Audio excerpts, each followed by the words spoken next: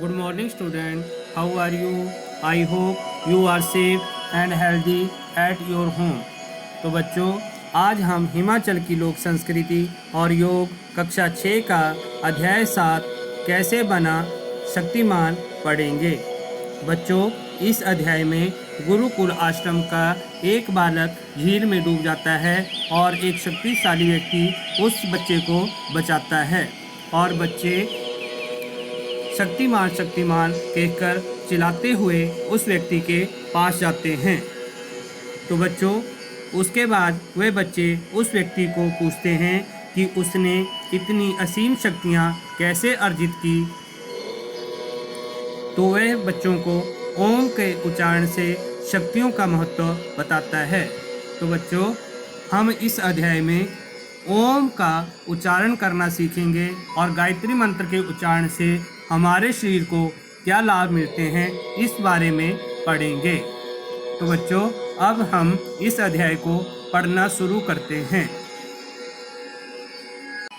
एक बार की बात है कि गुरुकुल के आश्रम के पास एक बालक को झील में डूबने से बचाने के लिए एक शक्तिशाली व्यक्ति वहां पहुंचा। उसने बालक को बचाकर झील के किनारे पहुंचाया। सब बच्चे अपने साथी को देखकर दौड़ पड़े और चिल्लाए, शक्तिमान शक्तिमान, वो देखो शक्तिमान। शक्तिमान ने उनसे कहा, बच्चों, यदि तैरने की जानकारी न हो तो झील में मत कूदो। आज तो मैंने तुम्हारे साथी को बचा लिया, लेकिन भविष्य में कुशल प्रशिक्षक की मदद से ही तैरने की शुरुआत करना। अकेले ही बिना प्रशिक्षक के ऐसा प्रयास न करें। विद्यार्थी: हाँ, आपने ठीक कहा, लेकिन आप हमें बताएं कि आपको शक्तिमान क्यों कहते हैं, तथा यह भी बताएं कि आपने ये असीम शक्तियाँ कैसे अर्जित की। शक्तिमान: बच्चों, योग साधना और आध्यात्मिक से ही मैंने अपनी शक्तियों का विस्तार किया है। मैं बचपन से ही ओम का उच्चारण प्रतिदिन प्रातः व शाम के समय करता था। मेरे फेफड़ों को इस उच्चारण के अभ्यास से 5 गुना शक्ति मिली। यदि सामान्य रूप से सांस लें तो 500 मिलीलीटर ऑक्सीजन की प्राप्त होती है, लेकिन ओम के उच्चारण को पूरी सांस अंदर भरकर करने पर 2500 मिलीलीटर ऑक्सीजन हमारे शरीर को मिलती है। इससे हमारे मध्य पटल डायफ्राम तीव्रता से काम करता है तथा छाती का विकास होता है। कई रोगों का निवारण होता है और रक्त की शुद्धि भी होती है। तो बच्चों, मध्य पटल डायफ्राम हमारे फेफड़ों के नीचे जो मांसपेशी पाई जाती है उसे डायफ्राम कहते हैं। हमारे श्वसन की क्रिया जो है सुचारू रूप से डायफ्राम के द्वारा ही चलती है। जब हम ऑक्सीजन को ग्रहण करते हैं तो हमारे फेफड़ों में हवा भर जाती है और हमारा मध्य पटल डायफ्राम जो है नीचे की ओर चला जाता है। जब हम कार्बन डाइऑक्साइड को बाहर छोड़ते हैं तो हमारा मध्य पटल ऊपर की तरफ आता है और हमारे फेफड़े जो हैं पिचक जाते हैं। इस प्रकार हम कह सकते हैं कि जो भी हमारे श्वसन की क्रिया जो है सुचारू रूप से चलती है वह डायफ्राम के द्वारा ही चलती है। विद्यार्थी: हम भी ओम का उच्चारण करके आपकी तरह शक्ति अर्जित करेंगे। क्या आप हमें यह सिखाएंगे? शक्तिमान: हाँ बच्चों। सभी विद्यार्थी अब पद्मासन करने के लिए बैठ जाओ। दाएं पैर को जंघा मूल पर और बाएं पैर को दाएं जंघा मूल पर रखें। कमर, गर्दन व सिर को एक सीध में रखें तथा हाथों को ज्ञान मुद्रा में लाने के लिए अपनी तर्जनी उंगलियों से अंगूठे की मूल को दबाएं व अपने हाथ घुटनों पर रखें। अब दोनों नथुनों से पूरा श्वास भरें। अपनी छाती पूर्णतः फुलाएं। अब हम ओम का शब्द का उच्चारण करेंगे जो कि अ, उ तथा म शब्दों के योग से बना है। अब आप सांस छोड़ते हुए अ तथा उ उच्चारण करें। म की ध्वनि होंठ बंद कर नासिका से करें, जैसे भंवरा गुंजन कर रही हैं।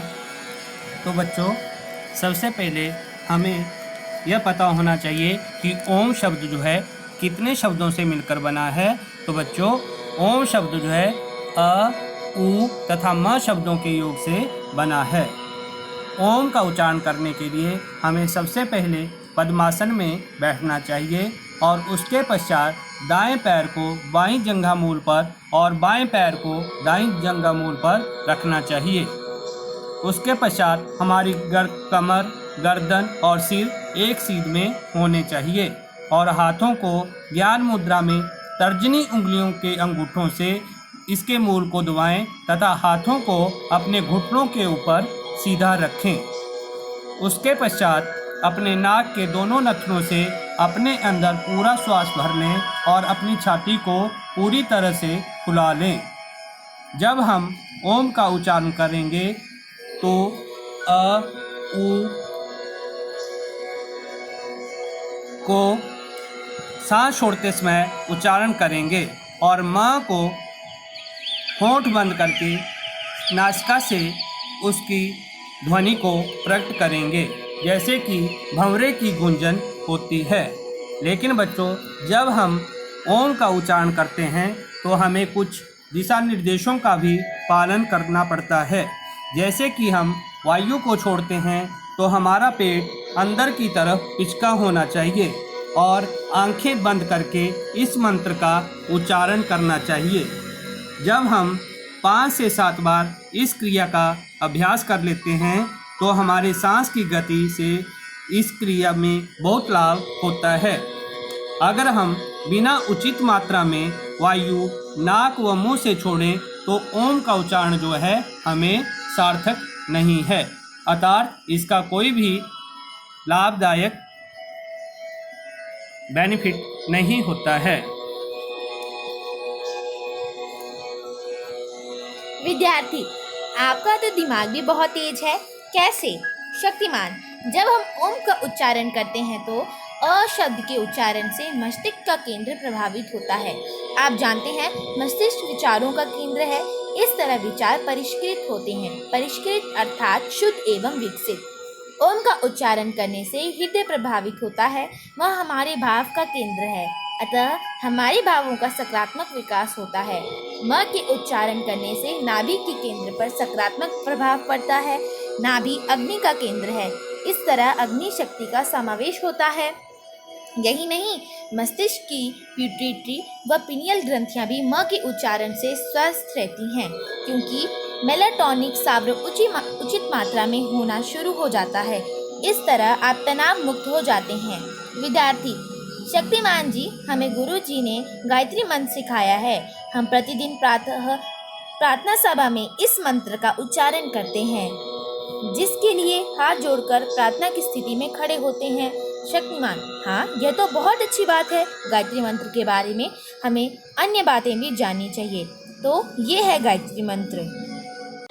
ओम भूर्भुवः स्वः तस्य वितुर्वरेण्यं भर्गो देवस्य धीमहि धियो यो नः प्रचोदयात्। ओम भूर्भुवः स्वः तस्य वितुर्वरेण्यं भर्गो देवस्य धीमहि धियो यो नः प्रचोदयात्। ओम भूर्भुवः तस्य वितुर्वरेण्यं भर्गो देवस्य धीमहि धियो यो नः प्रचोदयात्। धियो यो नः प्रचोदयात्। धियो यो नः प्रचोदयात्। यह मंत्र सदियों से अध्यात्म व योग का मूल मंत्र रहा है। इसके उच्चारण की विशेष विधि है। यदि हम उस विधि से इसका उच्चारण करें तो संपूर्ण शरीर में कंपन होता है, फलस्वरूप पूरे शरीर में देह विद्युत का संचार होता है। यह भी माना जाता है कि जब शारीरिक ऊर्जा का संचार रुक जाता है वह अंग रोगग्रस्त हो जाता है। लेकिन इस उच्चारण के नित्य अभ्यास से शरीर व मन पर सकारात्मक प्रभाव पड़ते हैं व शारीरिक ऊर्जा का प्रभाव भी ठीक गति से होता है। विद्यार्थी, शक्तिमान जी, इस मंत्र का अर्थ क्या है?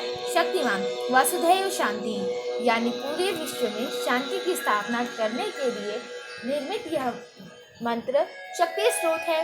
इस मंत्र का मूल भाव है कि हम मानव पृथ्वी लोक, स्वर्ग तथा पाताल, इन तीनों लोकों में रहने वाले समस्त प्राणियों की बुद्धि को प्रेरित करने वाली ज्योति का ध्यान करते हैं। इनकी बुद्धि को ईश्वर सकारात्मक कार्य में लगाए तथा संसार का कल्याण हो। सूर्य की वह ज्योति हम सभी को बुद्धि को प्रकाशित करे एवं हमारी बुद्धि को अच्छे मार्ग की ओर प्रवृत्त करे। सूर्यदेव की कल्याण में तेज का हम ध्यान करते हैं। विद्यार्थी, इसमें सूर्यदेव की बुद्धि का प्रेरक माना गया है। सूर्य को देव क्यों कहा गया है? शक्तिमान बच्चों, सूर्य इस पूरे विश्व में प्रकाश संश्लेषण तथा ऊर्जा का संचार का स्रोत है। सूर्य बिना जीवन संभव नहीं है। सूर्य ज्ञान व प्रकाश का द्योतक है, अतः उनको प्रणाम कर इन्हें देव संज्ञा दी जाती है।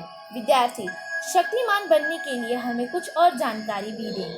शक्तिमान बच्चों, हमें योग मेरी शक्ति का स्रोत है। आप सूक्ष्म क्रियाओं के द्वारा शरीर के हर अंग को शक्तिशाली बना सकते हैं। सूक्ष्म नाड़ियों तंतुओं, हड्डियों तथा स्नायु तंत्र को सूक्ष्म क्रियाएं मजबूती प्रदान करती हैं। इस कारण मानव की आयु में वृद्धि होती है। इसके अलावा सुषुप्त शक्तियां जागृत होती हैं।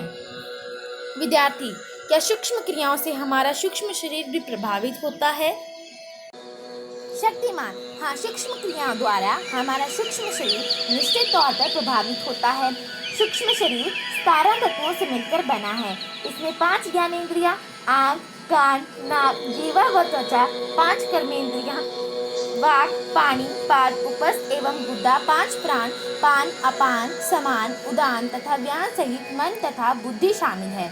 इन सब तत्वों का विकास करने में सूक्ष्म क्रियाएं महत्वपूर्ण भूमिका निभाती हैं तथा इनकी विशेष शक्तियों का विकास करती हैं।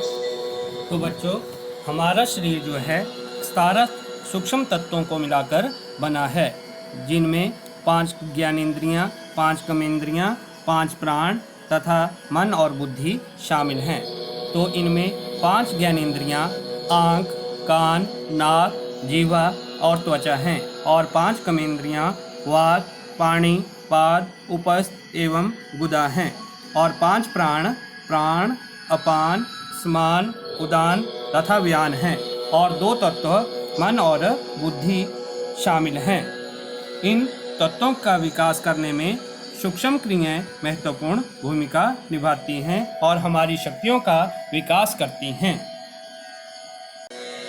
विद्यार्थी, क्या सूक्ष्म क्रियाएं हमारे स्थूल शरीर को प्रभावित करती हैं? शक्तिमान हाँ, सिर से पैर तक समस्त स्थूल शरीर का विकास कर इसे शक्तिशाली बनाने के लिए सूक्ष्म क्रियाएं महत्वपूर्ण हैं। अंग विशेष के रोगों का निदान करने में भी ये सहायक है। वो देखो, आपकी गुरुजी भी आ गए। प्रणाम गुरुजी, यह कहकर शक्तिमान ने गुरुजी के पैर स्पर्श किए। गुरु, धन्य हो शक्तिमान, मुझे गर्व है कि तुम मेरे शिष्य हो। तुमने आदर्श शिष्य के हर संस्कार का अपनाया है। गुरु का आदर तुमने सदैव किया। तुमने योग व साधना से मानवता की अपार सेवा की है। तुम्हारा कल्याण हो। शक्तिमान, आपके आशीर्वाद से ही तो मैं साधारण छात्र से शक्तिमान बन सका। आपके चरण स्पर्श करना मेरा परम धर्म है। प्रत्येक व्यक्ति को गुरु का आदर उनके चरण स्पर्श से ही करना चाहिए, क्योंकि गुरु के आशीर्वाद से ही जीवन सफल होता है। इसलिए तो गुरु को गोविंद यानी भगवान से भी ऊंचा दर्जा दिया गया है, क्योंकि गुरु ही प्रभु दर्शन का मार्ग दिखाता है। गुरु के चरण स्पर्श से ही शरीर में देह विद्युत का संचार बढ़ता है तथा ऊर्जा भी हमारे शरीर में प्रवाहित होती है। ज्ञान व ऊर्जा का स्रोत भी गुरु ही है, अतः चरण स्पर्श करना हमारी पुरातन संस्कृति का अभिन्न अंग है। अच्छा गुरुजी, मुझे जाने की अनुमति प्रदान करें, क्योंकि एक अन्य स्थान पर मुझे किसी दूसरे व्यक्ति की सहायता करनी है। पुनः गुरु की चरण स्पर्श करके तथा विद्यार्थियों को आशीर्वाद देते हुए शक्तिमान वहाँ से चला गया। विद्यार्थी, धन्य है गुरुजी आप। हमारा सौभाग्य है कि आप हमारे गुरुजी हैं। गुरु का सौभाग्य होता है उसके विद्यार्थी, उनके आदर्श, कार्य व अच्छी आदतें, अच्छे गुण का पुंज, संस्कृति का ज्ञान व सबका सम्मान। चलो हम वापस गुरुकुल चलते हैं, वहाँ हम सूक्ष्म क्रियाओं के बारे में सीखेंगे। यह कहकर सब विद्यार्थी व गुरु गुरुकुल में वापस चले जाते हैं।